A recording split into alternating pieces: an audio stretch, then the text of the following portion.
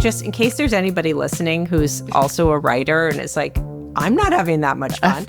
Sometimes it's like if you go to Disneyland, Disneyland's really fun, but sometimes you get lost and it's kind of terrifying and you can't find your parents.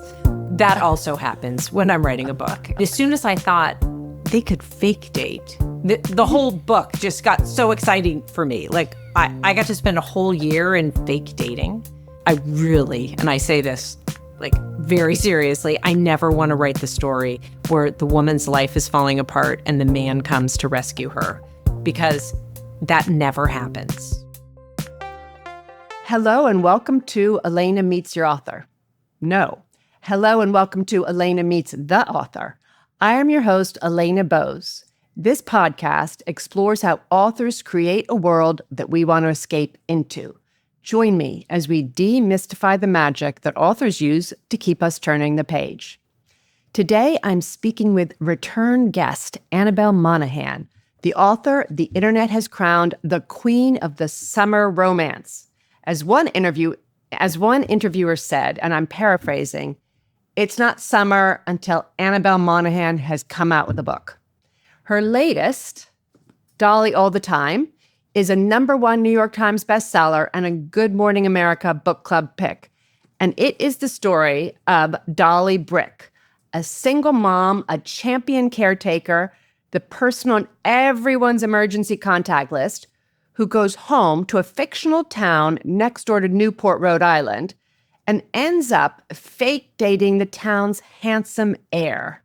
It's funny, it's warm, the setting is dreamy, and the story snuck up on me and broke my heart a little. Annabel, welcome to the show. I'm so glad you could join us. Oh, I'm so happy to be here. And I'm so happy to have broken your heart a little. That is music to my ears. Just a little, not a lot, but a little. Just a little. I knew we were going to recover because I've read your books. So I was just a little, but I'm like, no, it's going to be fine, Annabel. We can trust Annabel. So I want to start with something that sounds like it could actually belong in your book. Dolly, your character, is named after a real person, someone you met at an event who had the best smile. And then you were on, I believe, Good Morning America, and the real Dolly found her way back to you, and you're seeing her again this summer. Can you tell us about that? Well, yes. So this is so exciting. So I think I was touring for Summer Romance. So it would have been 2 summers ago. And I met a woman in the book signing line. She, they put Post-its on with the name, how they want them signed in the signing line. And I looked down at the Post-it and it said Dolly. And then I looked up at her face and she gave me this smile. She was just so happy. And I just knew I'm going to write a book about Dolly. And I didn't know what the book was, but I thought I got to finish one more book and then I'm going to write about Dolly. And I looked for her because I thought I had met her in Texas. So every time I went back to Texas on book tour, I said, is Dolly here? Is Dolly here? And she was never there. And then I mentioned it on Good Morning America, and she reached out to the show and to me and said, I live in Tampa. I met Annabel in Tampa. And I was like, sorry, there's a hole in my brain. Of course I met you. And then I completely remembered meeting her in Tampa. Anyway, so now she's flying up from Tampa to an event I'm doing in Long Island at the end of July. Wow. And I'm so excited to see her. Yeah, very exciting with her big smile. With her big smile. And, names aren't easy to come by. Oh, true. When you see a name and it speaks to you, like I always will take a Post-it from a signing line if there's a name that just like sparks something in me. Because there are only so many names. Right. And we know a lot of people. So you don't want to name people after people that you already know. Exactly. So you got to grab them when you get them. So fake dating. You have said that you love that trope.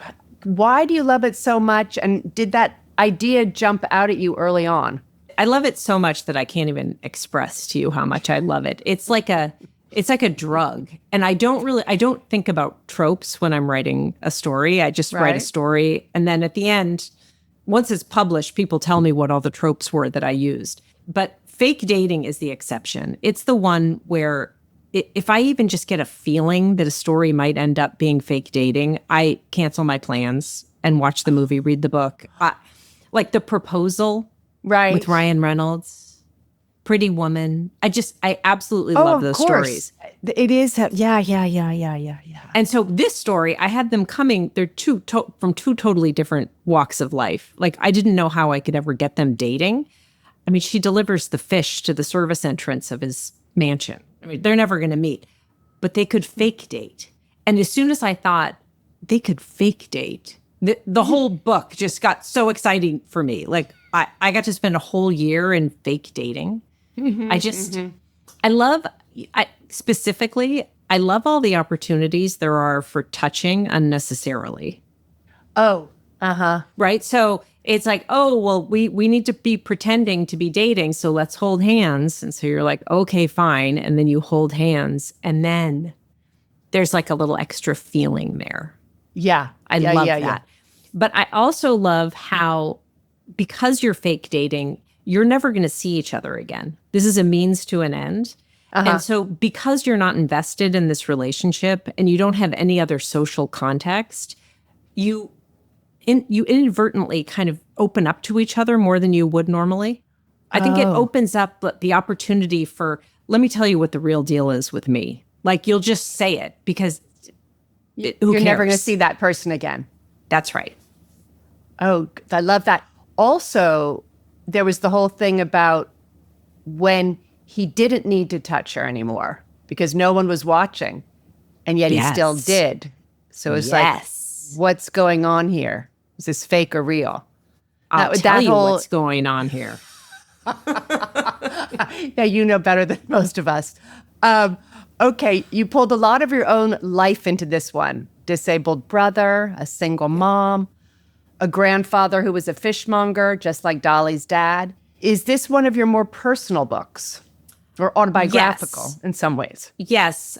Summer Romance is probably my most personal book for a lot of reasons. But this one, I had no intention of, first of all, I had no intention of writing about my brother. I started writing this book and he appeared on the very first page. And I thought, this is strange. There's my brother. And I had such a nice feeling about it. Like, it was so nice to see him.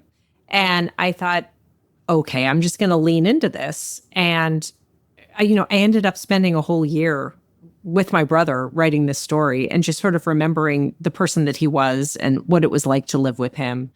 And I'd never written a real disability before. And I think when you do that, you have to get it right, just out of respect for everybody who's dealing with this disability. So it felt right to write somebody exactly the way another person was. Like, Christopher is the only character I've ever written that is modeled exactly after another person. And my brother he always remembered to wear his pants, but he was heavily medicated. He would say the first thing that came off the top of his head, which was usually the thing we were all trying not to say. He was very funny. He had a great laugh. So that was fantastic. And then I'm wandering around Newport and everybody's trying to sell you a lobster roll. And I just had the happiest memories of being in my uncle's fish shop when I was growing up with, the ice, that crushed small ice that they keep the shrimp on. I mean, it was just such a happy memory. So why not? Did you have to do research that when you were doing all those fish shop scenes, it sounded so accurate? I was like, was this just from your memory, or did you intern in a fish shop at all, or you didn't need to? I spent a bunch of time at the Tisquela Seafoods in the farmer's market in Los Angeles. Shout out to whoever's bought it now. He doesn't own it anymore. I spent a lot of time there as a kid, and I eat a lot of seafood, so I go to the fish store a lot.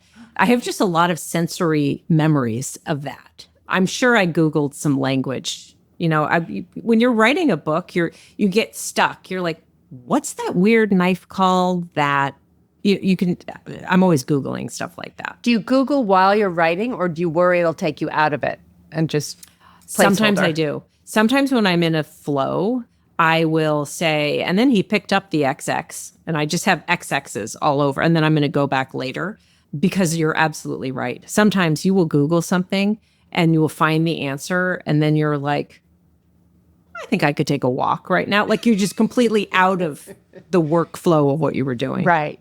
What I love about listening to you with interviews and talking to me, is it always sounds like you are having so much fun when you're in this world in your head. Like you are, yeah. I am. But you know what? Sometimes I'm not. So in case there's anybody listening who's also a writer and is like, I'm not having that much fun. Sometimes it's like if you go to Disneyland's really fun, but sometimes you get lost and it's kind of terrifying and you can't find your parents. That also happens when I'm writing a book where I'm at the point where I'm like, wow, I've really written a lot of scenes and I have no idea what the point is or how it's going to, I don't plot my stories. I just kind of write them. And so there's always like the panic moment where I'm like, this is the one I'll never finish. This is the one that'll take me down. So you don't plot them. You just know your characters really well. How does it work? I know. I start with, I started this story, actually. This is the first story I've ever started where I started with the male main character. I knew Stuart. I had a sense for him. And then I had a sense that Dolly was this, highly relied upon woman who is a single mother. And I just started writing. And usually, this is not efficient, but usually I will write 100 pages and then have a sense for who my characters really are. Like I take them through the story and that's how I get to know them. So they don't come to me fully formed. Right. Very interesting. Wow. I wish they would. I mean, boy, would that be a time saver. And are you calm during those 100 pages because you know this is your process? So you're just going to get there. I kind of have the faith. I've done this. The faith. I don't know how to write a book still. I mean, I'm currently writing my 6th book. I'm like, I sure wish I knew how to write a book. I don't have a sense that this is getting any easier, but I do have experience telling me that I'm going to write 5 really bad drafts of this book before it gets anywhere. And that gives me a little bit of confidence. It gives me a little bit of calm and helps me avoid the panic. And the panic and the overwhelm is what will keep you from finishing a book.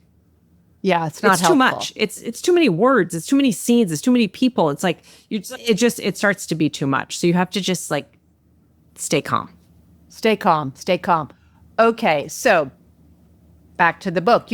People often say opposites attract, and on paper, Stuart and Dolly do look very different in terms of he's the Whitfield heir and she's the single mom with a full-time job and 3 side hustles. But they're not opposites at all. They're both overachievers and caretakers buckling under the weight that no one else can see.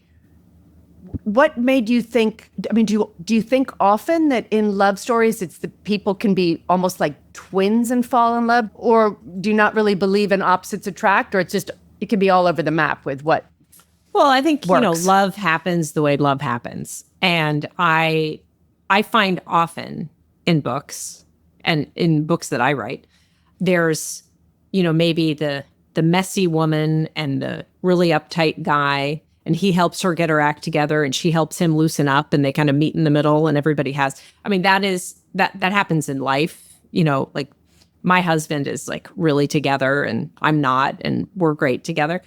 But I thought in this story, I started with Stuart and I was thinking so much about how a male heir who everybody looks to keep a family legacy going. This is what I was thinking about in Newport when I was touring those mansions. I was like, wow, this is a lot of responsibility. I thought of just having the weight of the world on your shoulders. And it immediately made me think of just as a mom, how I have so often had the weight of the world on my shoulders and also felt like I was just the only person in the world keeping the plates spinning. And so as a result, I thought, well, that's 2 different ways to feel the same way. I wonder if 2 people with the exact same issue, if they went to therapy, they would talk about the exact same stuff. If they could find their way to rely on each other. I don't know. That was sort of what the experiment of this book was. Because I really didn't know. I didn't know if it was going to work. Yeah, no, it does work. And yeah, they both need to relax, actually. And they both need to learn to ask for help. Yeah, And the problem with being super capable, are you like this? I'm wondering if you're like this. Are you the super capable person in your family? Oh, interesting. I'm pretty capable. You mean Yeah, you with feel my that with way. with my kids and all that? Yeah. Like in your family of origin, are you like Oh, do you have no. siblings? I'm the No. youngest, and they thought my middle sister loves telling the story of she'd say to my mother, "Why do you always ask me to do everything?"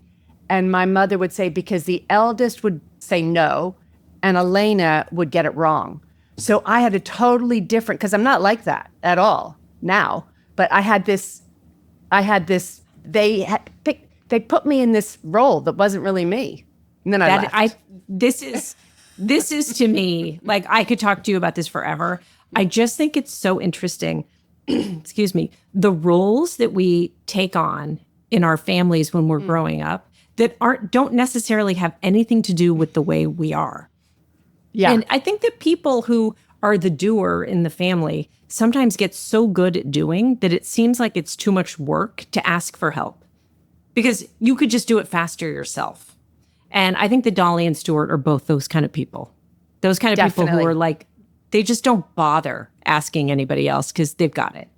Yeah, they've got it, and it takes time to ask people, and they'll get it wrong. Right. And which isn't fair. You know, that's No. what I kind of came to with Dolly. Like, wow, she's so, she's just so great at doing everything. But by the end of the book, I was like, Dolly, for the love of God, let your sister bring a pie to Thanksgiving. Like, Yeah. it's not going to kill you. No. And that was something I wanted to ask you about too, is when caretaking gets too much. And so you said something, you had a quote where you said, things can be beautiful, but when you do too much of them, then they can sort of turn ugly. And that was the one side of Dolly that wasn't so pretty. The fact that she did everything and then she resented her sister and her sister was shut out of the family. But what I loved about it was that Dolly was able to recognize that and change. Yeah. She didn't stay stuck. And it's also kind of a gift, like to ask other people, like the people, if you're that kind of a person, the people around you don't know how to do anything. Right? Mm-hmm. Because you do everything for them. And I mean, I'm sure there's a parallel. You and I both have adult children. Yeah. And I'm sure there's a parallel with our generation of parents who have worked so hard to make sure that our children never encounter a bump in the road. And then our children go out into the world and we're like, why don't they know how to do anything? Yeah. It's like, whereas it's not a service. Yeah, no. And we really generally, I think, did grow up completely differently.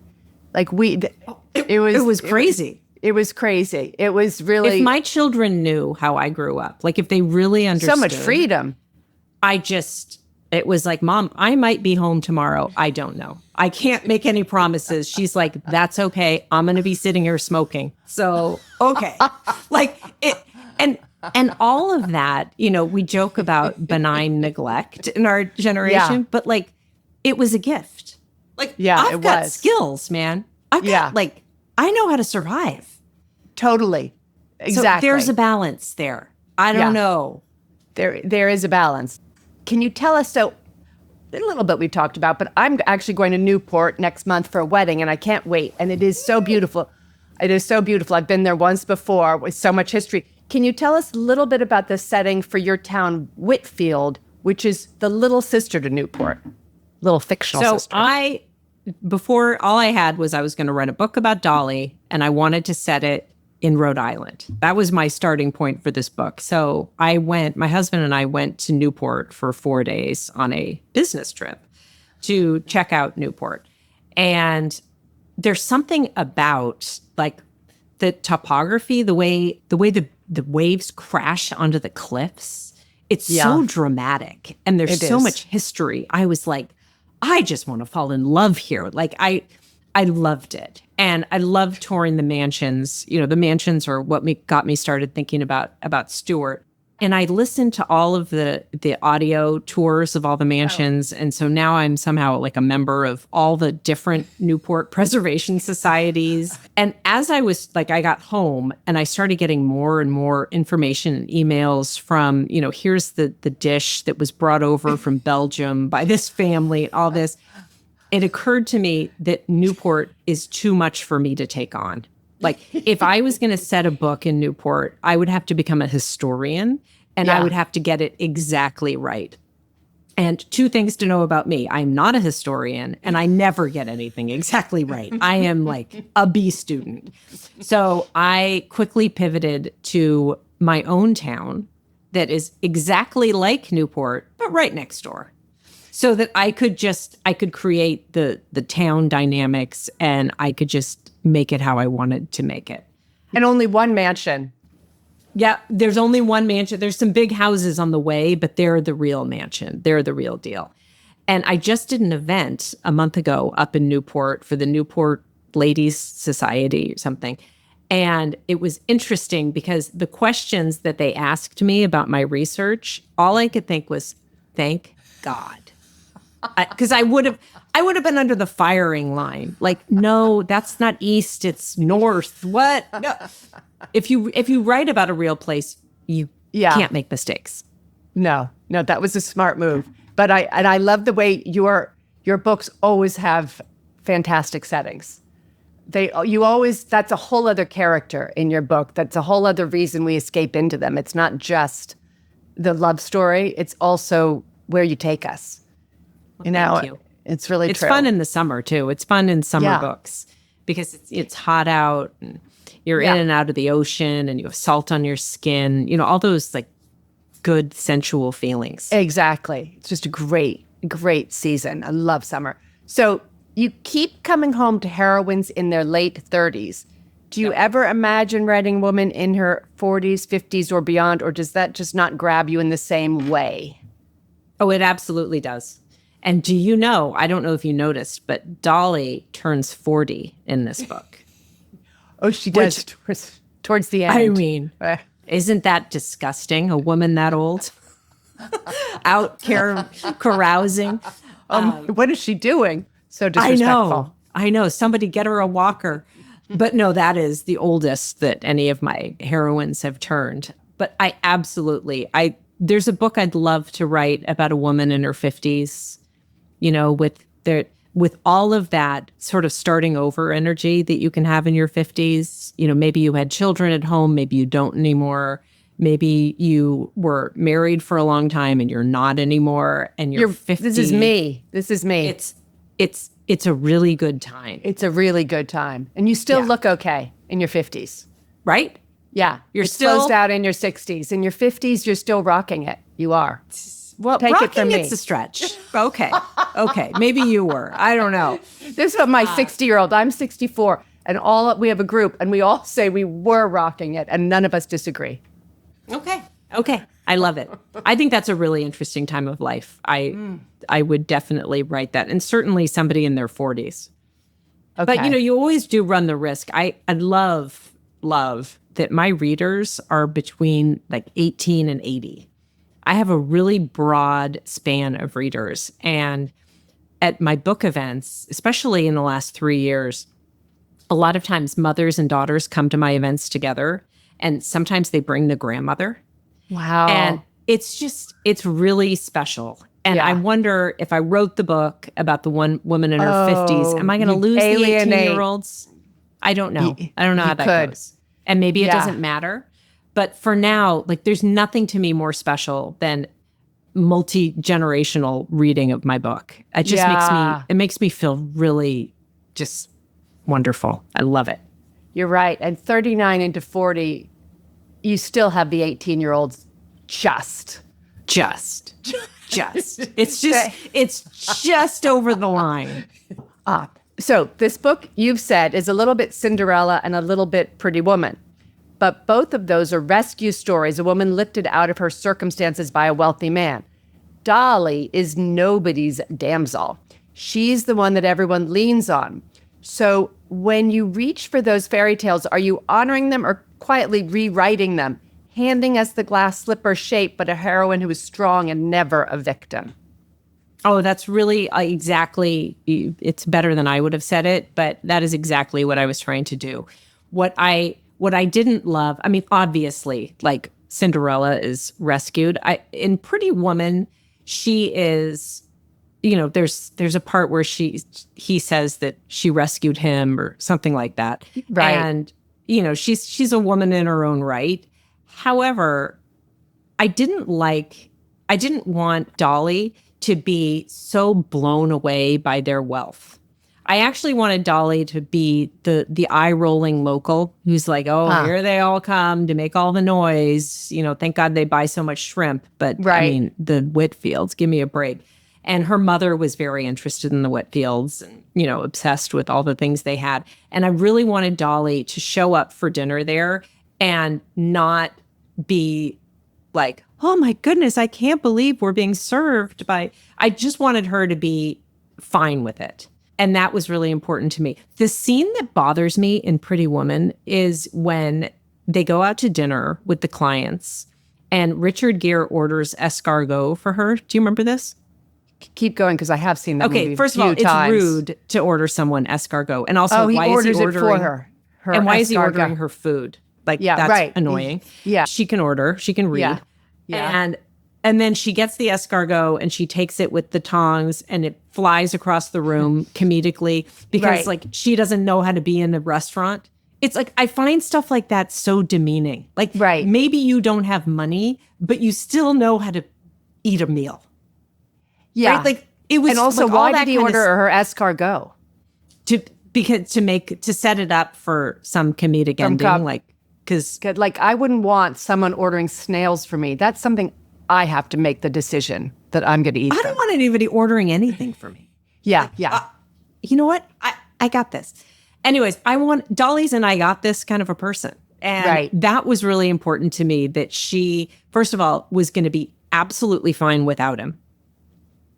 And we get our happy ending, because I'm never not going to give you a happy ending. Thank you. But I never, and I say this very seriously, I never want to write the story where the woman's life is falling apart and the man comes to rescue her, because that never happens. It is not, never in the history of mankind has a man shown up and been like, oh, all your problems are solved now.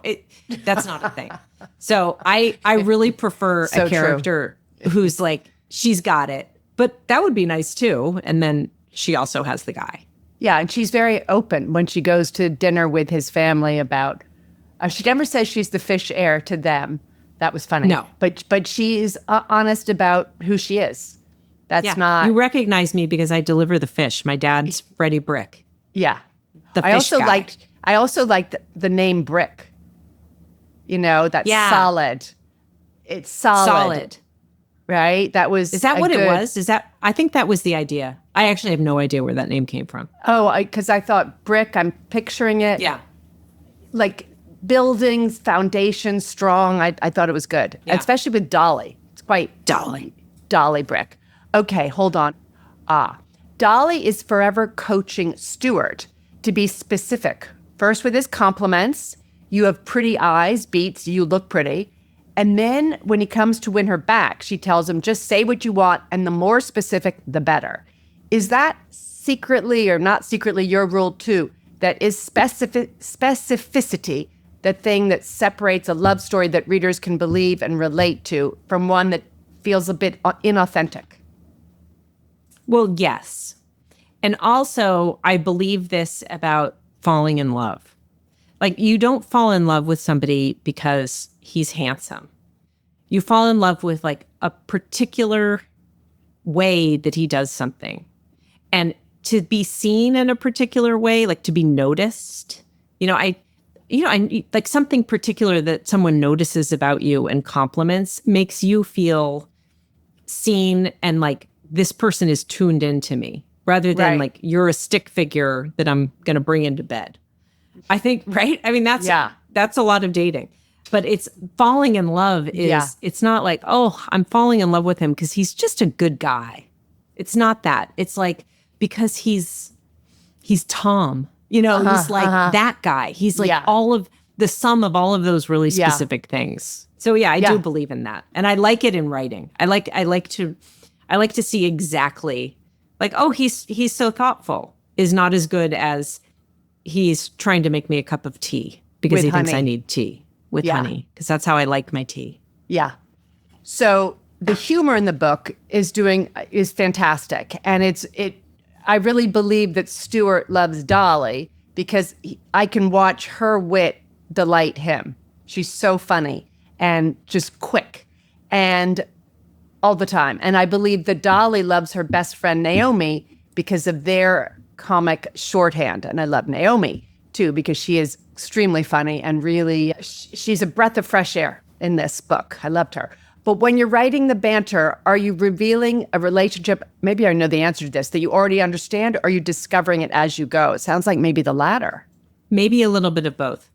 Okay. Maybe a little bit of both. Maybe I already know, but it's like the things they're saying to each other are showing me how they are together. And I write those scenes over and over and over again.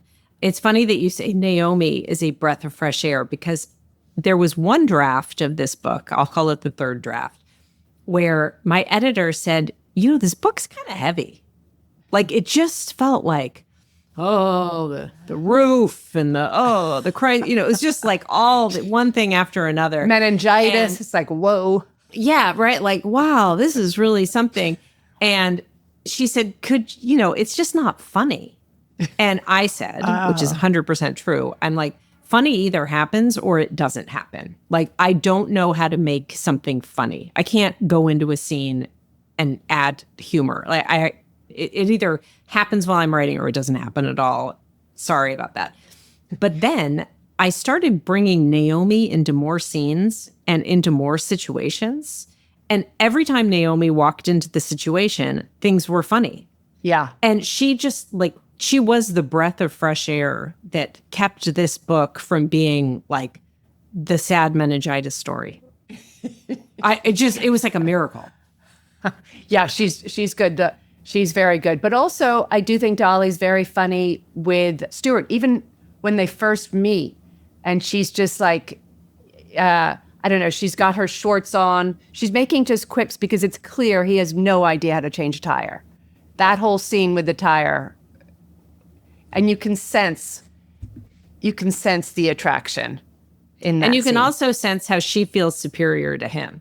Mm-hmm. Right. In a situation where he should be superior to her, she's like, oh, for crying out loud. Yeah. Like, what? Yeah. Have you watched a YouTube video? I can't remember. And he's like, okay, fine. No. Was that making I was really eggs? fascinated by how clean his car was. Do you remember how clean his car was? Yeah.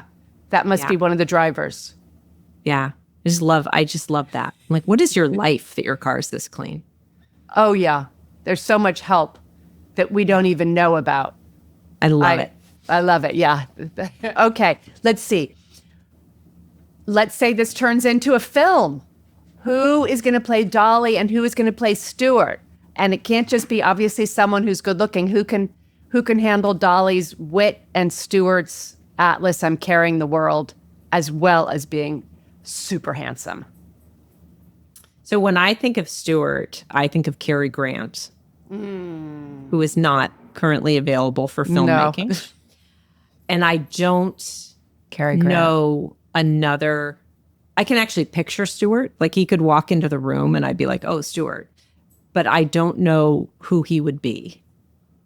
Dolly could be anybody, but I always say for all of my characters, Jennifer Lawrence would be my first choice. Well, I love her. Because she can do anything. Yeah. And she's enough, particularly for this character, she can be so irreverent and serious and sarcastic. Like she just does all of those things so well. Yeah, she does. And she'd have to get a bob. Yeah. I think she'd be okay with that. I think she would. When you said Cary Grant, I thought of Sabrina. Do you remember Sabrina? That was with Audrey Hepburn, was the chauffeur's daughter. I think. Yep. But I don't think Audrey isn't the right person for her. But she's also no longer with us. Just a little dog situation there. The one that people keep saying that I don't see it, but the guy who played John Kennedy in Love Story.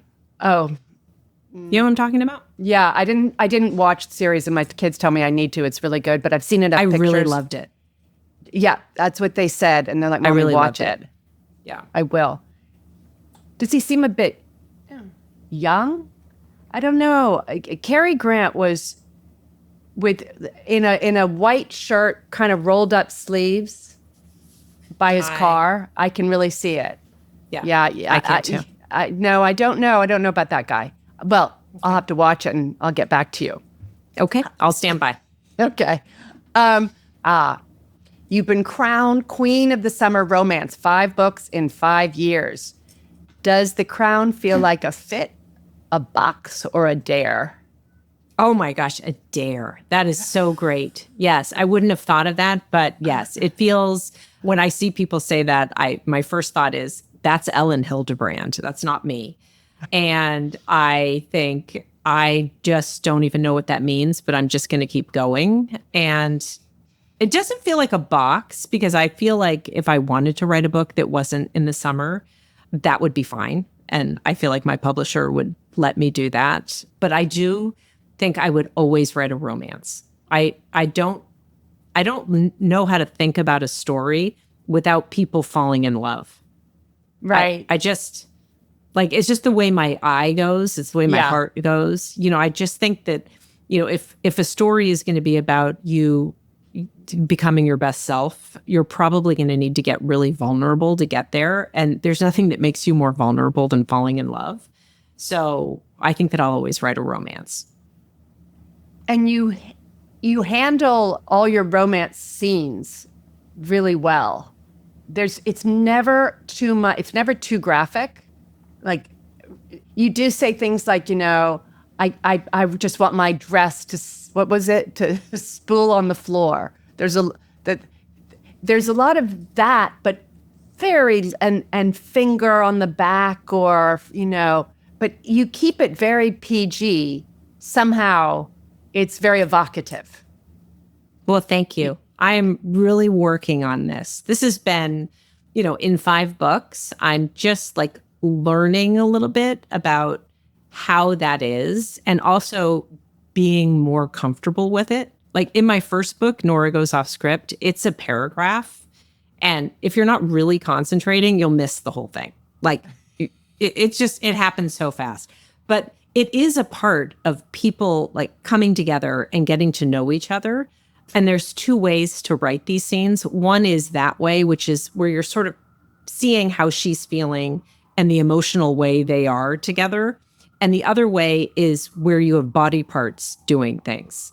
And that to me is just like, I read those books too, but it doesn't really fit with the tone of the book I'm writing. Right.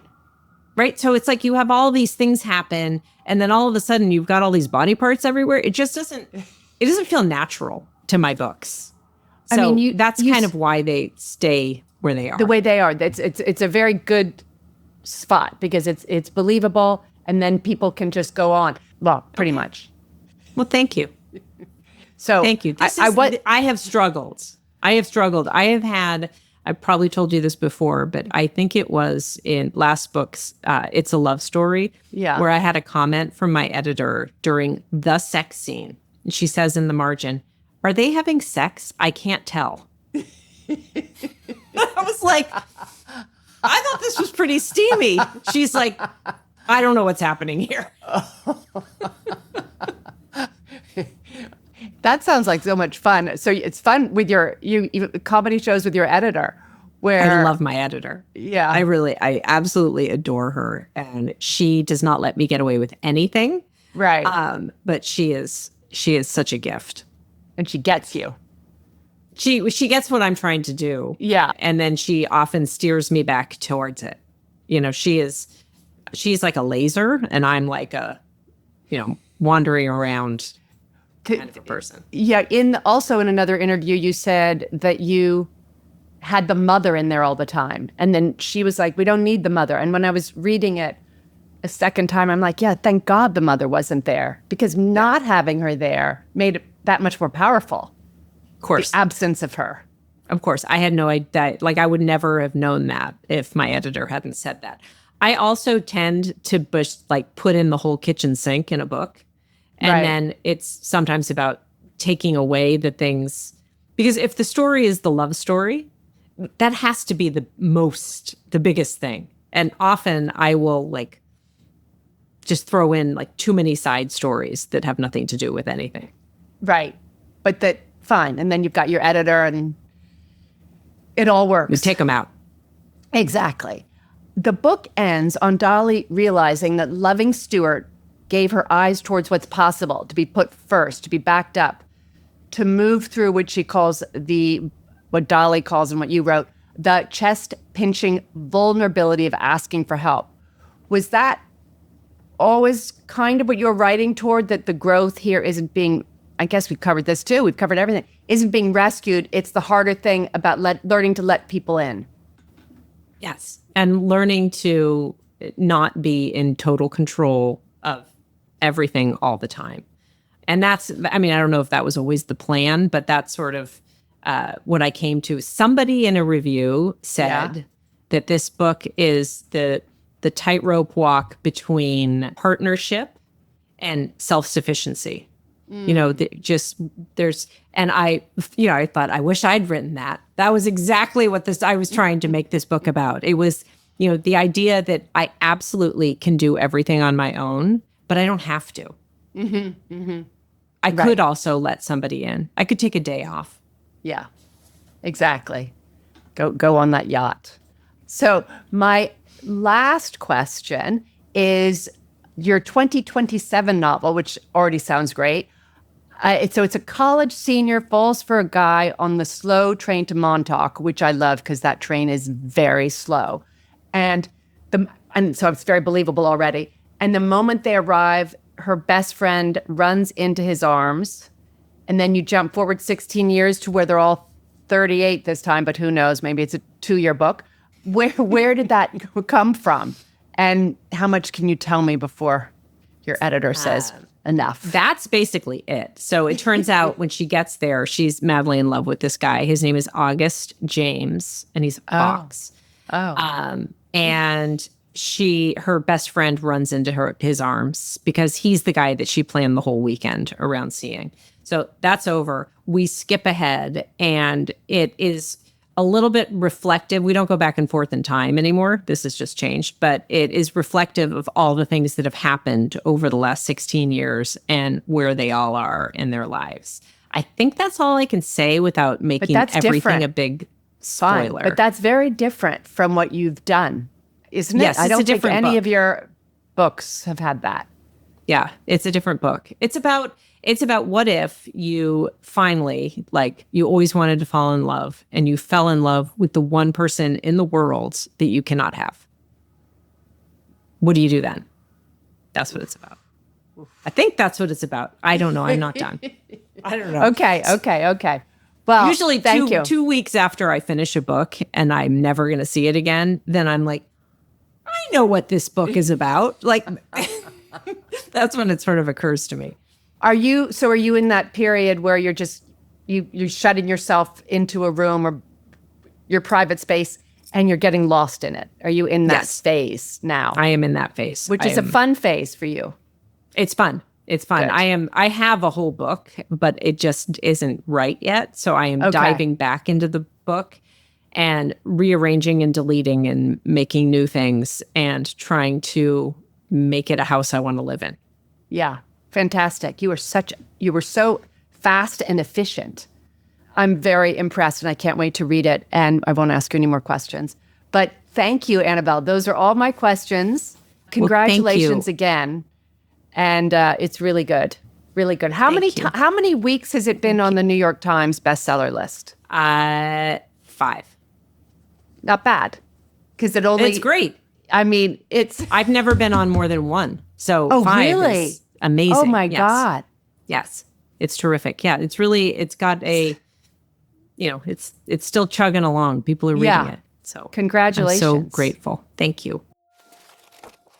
Well, that was fun. I love speaking to Annabel because she's so smart and so funny and so self-deprecating. And her characters are similarly terrific. Annabel's dialogue, her sensual summer settings, the thoughtful life questions that she ponders. What's not to love? And by the way, Annabel's first book came out when she was 50. So just, think about that, all of you aspiring writers out there. This latest book, 5 weeks on the New York Times bestseller list, it couldn't have happened to a nicer author. This is the third time I've interviewed Annabel. If you'd like to listen to the earlier episodes, they are episode 4 and 24. That's it for today, folks. Thank you for listening and see you in 2 weeks.